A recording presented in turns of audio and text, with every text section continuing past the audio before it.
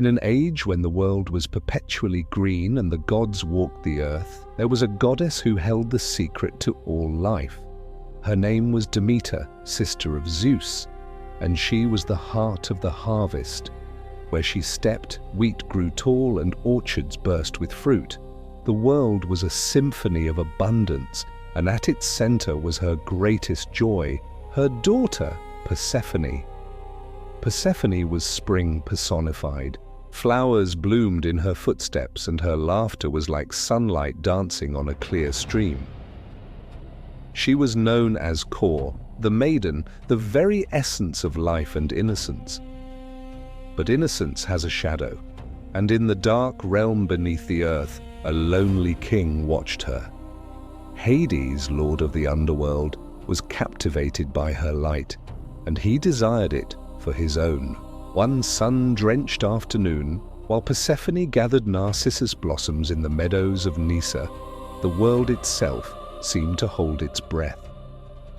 Suddenly, the ground split open. A great chasm appeared, and from its black depths, Hades thundered forth in his chariot, his horses as dark as a starless night. Before a single cry could escape her lips, he swept her into his arms.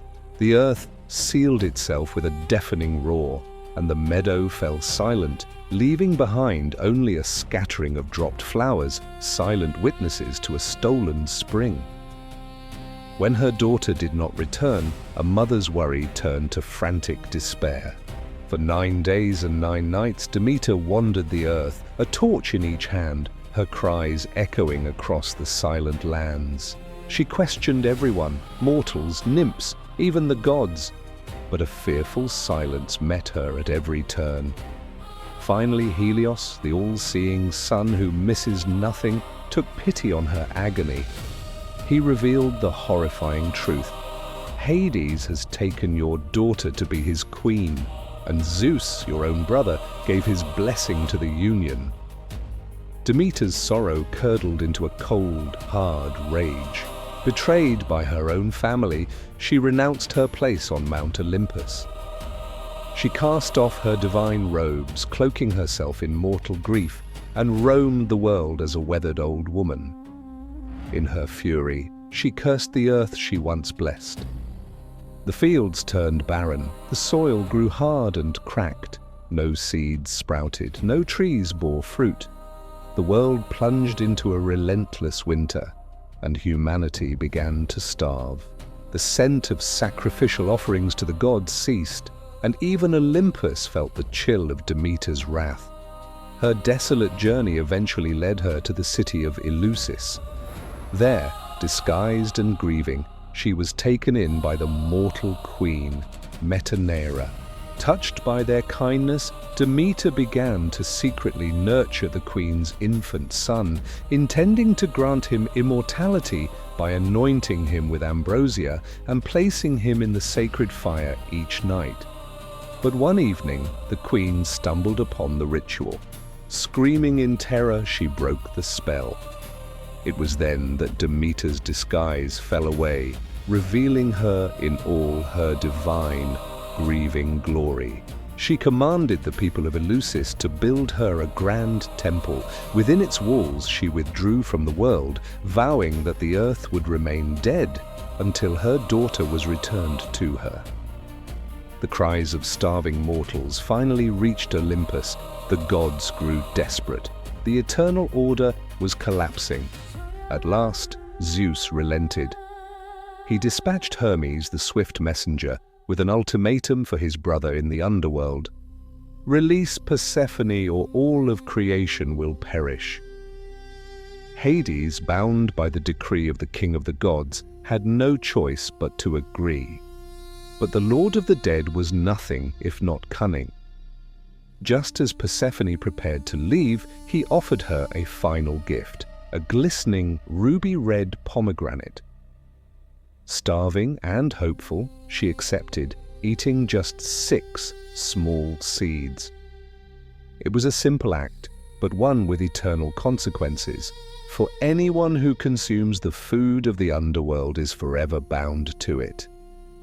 The moment Persephone emerged into the light, Demeter's joy was so immense that the world burst back to life. Flowers erupted from the ground, trees sprouted green leaves, and the warmth of spring returned. But their reunion was bittersweet. When Demeter learned of the pomegranate seeds, her heart sank.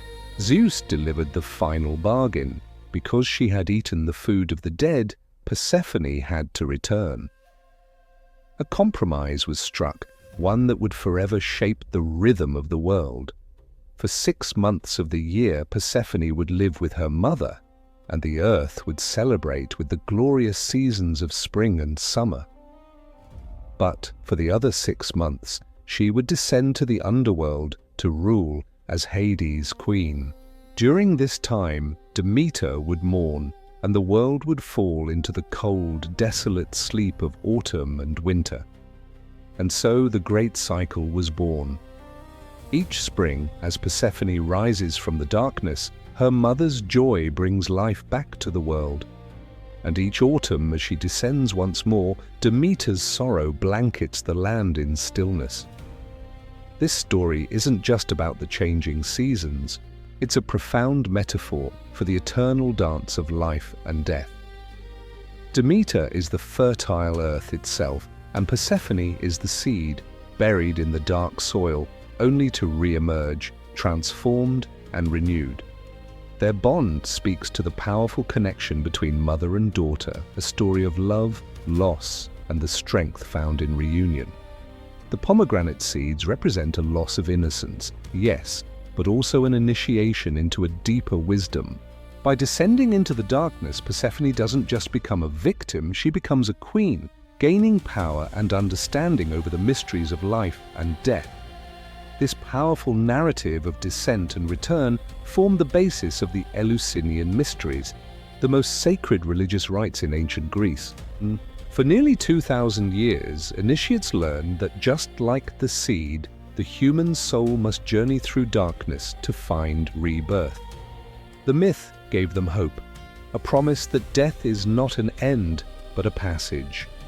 The story of Demeter and Persephone is a timeless epic of existence itself.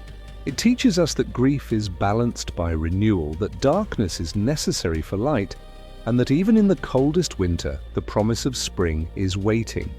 It is a story that echoes today every time we celebrate the harvest, every time we feel the joy of the sun's return, and every time we find hope in the promise that life always rises again.